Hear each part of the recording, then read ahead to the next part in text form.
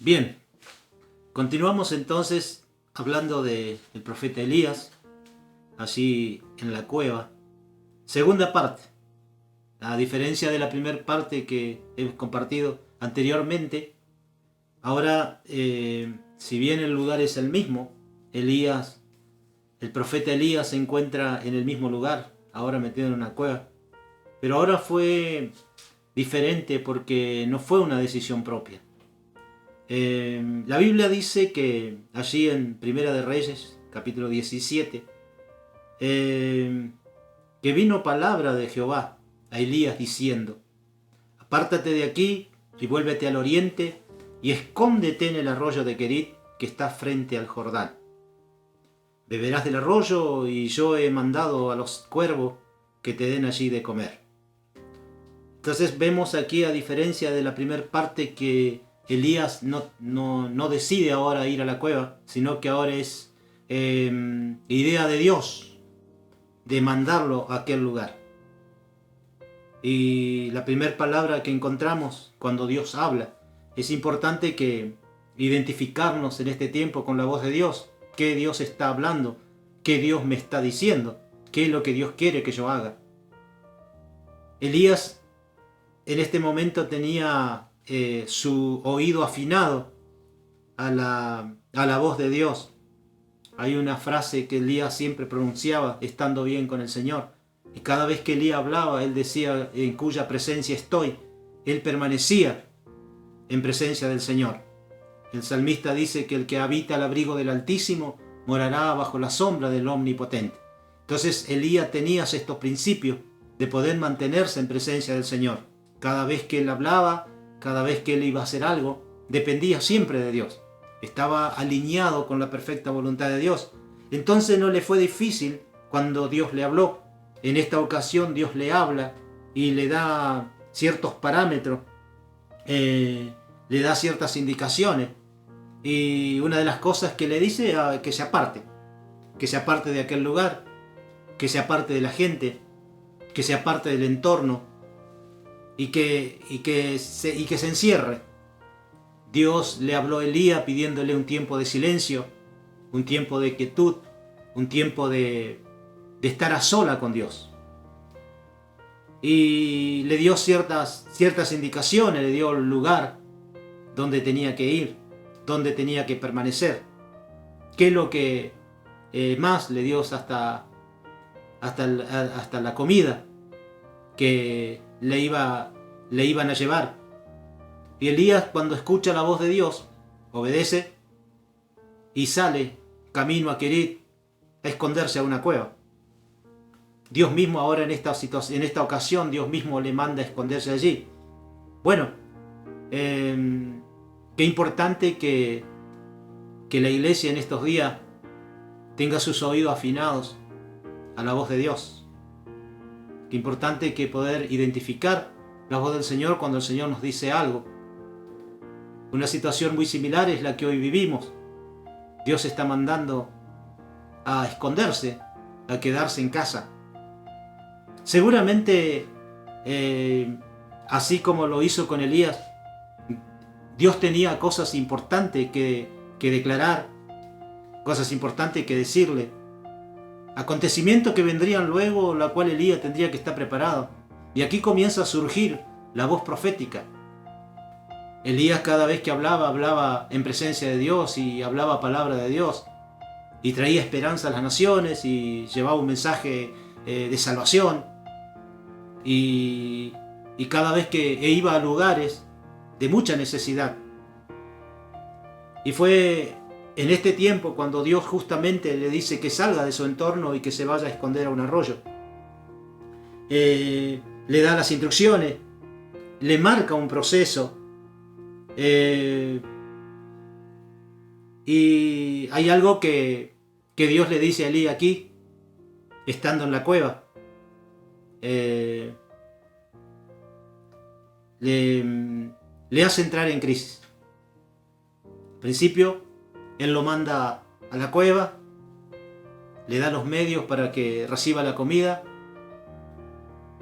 le da un tiempo para que esté allí, pero de pronto estando el profeta en ese lugar donde Dios mismo lo mandó a esconderse, lo hace entrar en crisis. De pronto, la Biblia dice que una mañana Elías se levanta y el arroyo se había secado. Y comienza a entrar en crisis. Ahora ya no podía beber, ya los cuervos no le traían de comer. Ya comenzó a vivir una experiencia hasta, se puede decir, desesperante en alguno de estos días. Y sobre todas las cosas, que estando allí en crisis, estando en el lugar donde Dios quería que esté, porque Dios mismo lo había mandado a estar ahí. A veces, como seres humanos, como iglesia, como ministro de Dios, nos cuesta entender que aún estando en el lugar donde Dios nos puso, tenemos que entrar en crisis. Pero Dios, en su soberanía, Dios comienza a tratarlo a Elías. Comienza a trabajar, a procesarlo. Y versículo 7 dice: pasado algunos días, se secó el arroyo porque no había llovido sobre la tierra. Y vino luego a él palabra de Jehová diciendo: levántate, vete a Sarepta de Sidón y mora allí. He aquí yo he dado orden de allí a una mujer viuda que te sustente. Nuevamente Dios le habla al profeta.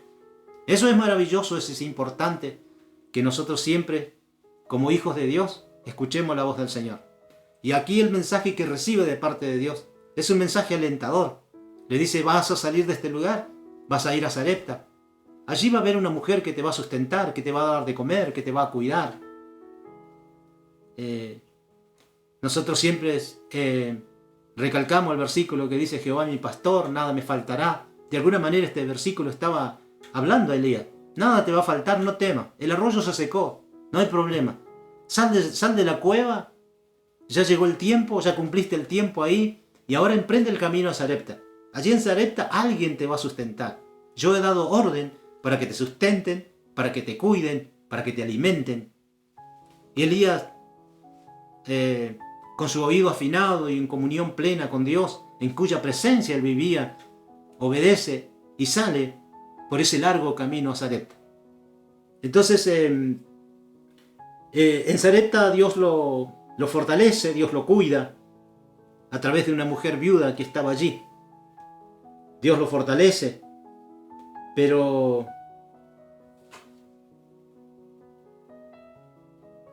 también, estando allí en Sarepta,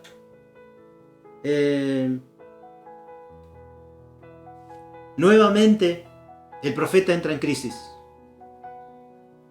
Y dice los versículos 17 y 18, dice: después de estas cosas, aconteció que cayó enfermo el hijo de la ama de casa, y la enfermedad fue tan grave que no quedó en él aliento. Y ella dijo a Elías: ¿qué tengo yo contigo, varón de Dios? ¿Has venido a mí para traer memoria mis iniquidades y para hacer morir a mi hijo? Entonces aquí encontramos otra situación donde dijimos que Elías representa a la iglesia. Y la iglesia está cuidada, está sustentada por Dios. La iglesia que es obediente, la iglesia que es usted, que soy yo. Estamos sustentados y estamos en manos de Dios y estamos seguros. Pero eso no hace que nosotros no vivamos necesidades, que atravesemos consecuencias adversas. Eso no quiere decir que nosotros no vamos a pasar situaciones adversas. Entonces Elías, estando en esta situación, comienza a vivir nuevamente una crisis en la casa donde estaba. Al igual que estos días, la situación, nosotros no estamos preparados como seres humanos para recibir una mala noticia. Y sobre todo, sobre esa mala noticia, una peor, de que las cosas se van a poner peor, que las cosas van a empeorar.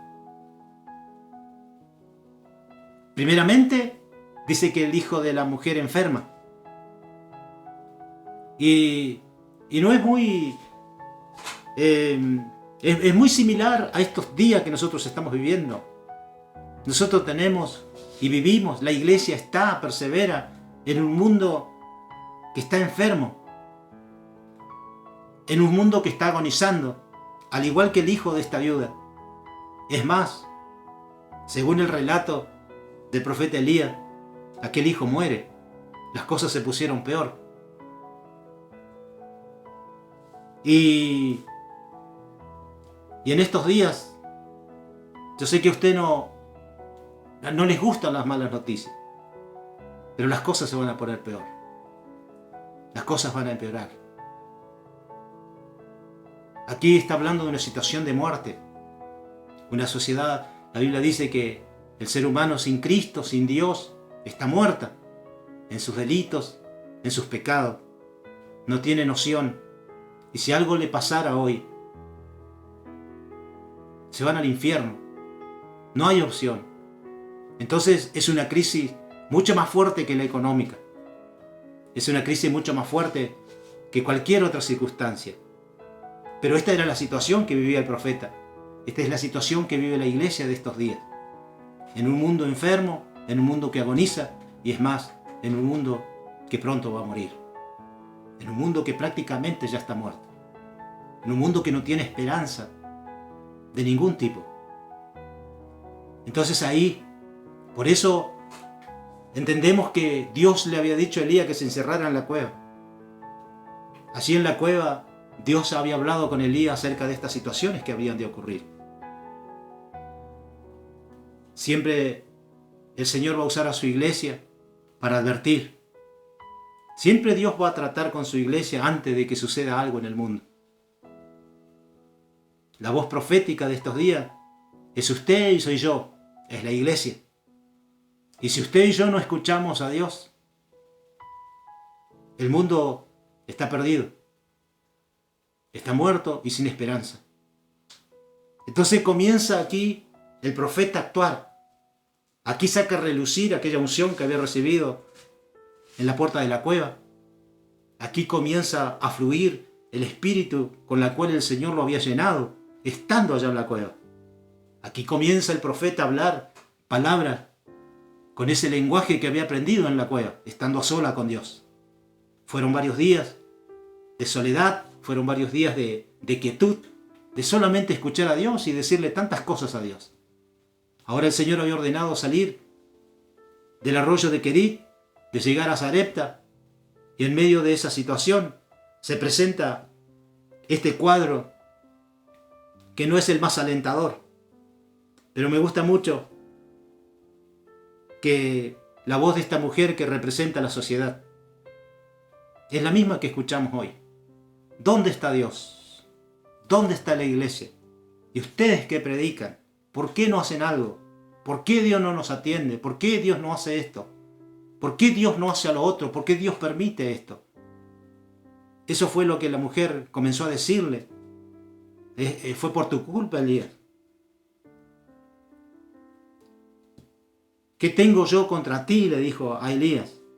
Varón de Dios, has venido para traer memoria a mis iniquidades y para hacer morir a mi hijo.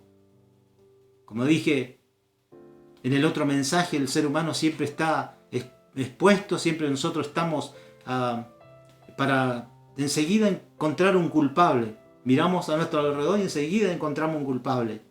Ante la necesidad, ante las circunstancias, siempre culpamos a alguien. Y en esta ocasión, este cuadro muestra que la iglesia es la culpable. El profeta, representando a la iglesia aquí, culpa tuya. Nos sucede, nos pasa lo que nos está pasando. Ahora, qué interesante es ver al profeta procesado por Dios en el arroyo de Querit, con un lenguaje que proviene de Dios, en cuya presencia él vivía. Y no hizo alarde de nada de lo que la mujer decía. Jesús en la cruz del Calvario oró y dijo: Padre, perdónalos. Ellos no saben lo que hacen. La gente habla, la gente tiene su opinión, la gente a veces se expresa en manera equivocada porque no conoce el amor de Dios, no conoce a Dios, no conoce su perfecta voluntad. Para eso, la iglesia que representa esta voz profética debe estar preparada para dar solución. El profeta Elías, lo primero que hace es responderle a la mujer. Y no buscó excusa en este entonces. Él sabía que Dios estaba con él y le dijo: dame acá tu hijo, dámelo. Esa es la posición, la actitud que la iglesia debe tomar hoy. Dame tu situación, dame tu problema, dame aquello que está muerto, dámelo. Que yo sé a dónde ir, que yo sé qué hacer con esa situación, que yo ya sé, porque Dios me habló, Dios me reveló, porque yo ya charlé con Él, con el autor y consumador de nuestra fe, con el autor de la vida. Yo sé que en Él hay esperanza, así que dame tu situación, no te desesperes. Pero se trata de una muerte. La iglesia en estos días está llamada a hablarle a gente que está muerta, a gente que ha perdido sus esperanzas, a gente que no tiene salida. Entonces necesitamos hablar de parte de Dios, necesitamos estar en comunión con Dios, necesitamos oír la voz de Dios, de autoridad. Aquel que venció la muerte está con nosotros, aquel que venció la muerte está con su iglesia. Por lo tanto, el profeta Elías no tuvo problema en pedirle su hijo muerto a aquella mujer y decirle: dámelo acá. Y se lo llevó al mejor lugar donde podíamos llevar todo tipo de situación adversa. Se lo llevó al Señor. Uno de los apóstoles que andaba con Jesús, llamado Simón Pedro, alguna vez dijo: ¿a quién iremos, Señor, sino a ti? Solamente tú tienes palabra de vida eterna. Es lo que hizo Elías. Dame tu situación, que no solamente es grave, sino que es de muerte. Que te invadió la tristeza, que te invadió el dolor y que perdiste tu único hijo que tenías. Que te pasaron un montón de situaciones adversas y que no entiendes nada. Pero dámelo que yo lo llevo. Y dice que Elías lo llevó y lo puso sobre su cama. Aquí la cama representa el lugar de relax, un lugar de descanso. Jesús dijo alguna vez: vengan a mí todos los que estén trabajados, los que estén cargados, y yo los haré descansar. En este tiempo, esa palabra no ha perdido vigencia. Jesús sigue llamando a todos. Los que están trabajados, los que están cargados, los que están luchados, los que están en crisis, los que están en situación de muerte, a los desesperados, a los que están dolidos, a los que están tristes. Tráeme tu hijo. Y Elías lo toma en sus manos, en sus brazos. Dice que lo pone sobre la cama, en el lugar donde va a relajarse, en el lugar donde va a estar bien, en el lugar donde va a descansar. Y comienza Elías a hacer algo muy importante que la iglesia no debe perder nunca y que debemos recuperar en este tiempo,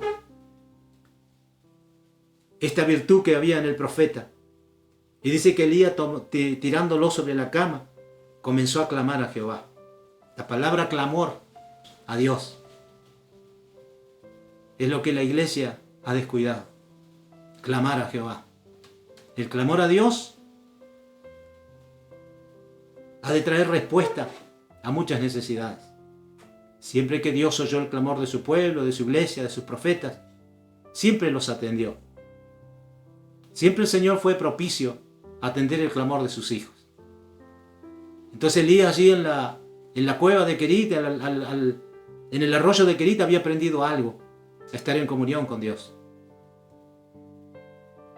La Biblia dice: clama a mí, yo te responderé y te enseñaré cosas grandes y ocultas que tú no conoces. Esto es lo que Elías tenía incorporado en su vida. Esto es lo que la iglesia tiene que tener incorporada hoy. Ese clamor a Dios, que no hay nada imposible para Dios en estos días. Y tener en cuenta, tener en claro que la iglesia de estos días está para ministrar a gente muerta, a gente que ha perdido totalmente sus esperanzas, que no tienen vida y que están desoladas. Pero a esa gente la iglesia tiene que abrazar y llamarle y pedirle a su hijo y tenderlo sobre esta cama y comenzar a clamar. Ahora aquí sucede algo maravilloso, porque dice que mientras Elías clamaba, y se tendía sobre el niño. Jehová Dios le respondió. Dice el versículo 22, dice: Jehová oyó la voz de Elías. Hay una hermosa noticia para la iglesia. Hay una hermosa noticia para los hijos de Dios. Hay una noticia que nos llena de esperanza, que es que Dios escucha nuestra oración, que Dios escucha nuestro clamor. Y cuando nosotros clamamos a Dios, Dios nos atiende. Y dice aquí que Jehová Dios oyó la voz de Elías. E inmediatamente Dios, cuando oye el clamor de Elías, dice que Él devuelve el alma del niño. Y el niño revivió. Sucedió el milagro. Y hay algo interesante para estos días también. La iglesia representada en la persona del profeta Elías. Dice que Elías tomó al niño en sus brazos y lo trajo a la casa, al aposento, y lo entregó a su madre vivo. Si hay una esperanza de vida en estos días, para esta sociedad y para todo lo que estamos viviendo, esa esperanza de vida la tiene la iglesia, a través del clamor a Dios. Solamente en Dios hay respuesta. Jesús dijo alguna vez que el que cree en mí, como dice la Escritura, aunque esté muerto, vivirá. Y la palabra de Dios es viva, y esa palabra de Dios la iglesia no la puede callar. La voz profética de estos días es la iglesia, es usted y soy yo. Todos sabemos, todos conocemos la situación que estamos pasando a nivel mundial, a nivel nación, a nivel ciudad. Pero en medio de todas estas situaciones, no deje de clamar a Dios. Este tiempo de encierro en nuestras casas, que nosotros entendemos que fue Dios que nos está mandando. Sé obediente y aprende a escuchar la voz del Señor. Llénate de su espíritu, llénate de su presencia, porque hay mucho por hacer todavía. Y el lugar donde la iglesia va a ministrar en estos días es lugar de muerte, donde la iglesia tiene la palabra autorizada de llevar vida a todo aquello que está muerto. Jesús dijo: yo he venido a dar vida y vida en abundancia. Así que por lo tanto te animo a los ministerios, animo a todos aquellos hijos de Dios que están con anhelo, con deseo, y aquellos que ya están en el ministerio sirviendo al Señor, a que te llenes de su Espíritu Santo, a que escuche la voz de Dios, a que nunca te salga de su presencia. Más que nunca es tiempo de estar 100% en su presencia, buscando su rostro, buscando con ansiedad, por las mañanas, por las noches. Cuánta oportunidad Dios nos dé de buscar su rostro, búscale, porque el Señor va a usar tu vida para traer vida a una sociedad que está muerta. Que el Señor te bendiga.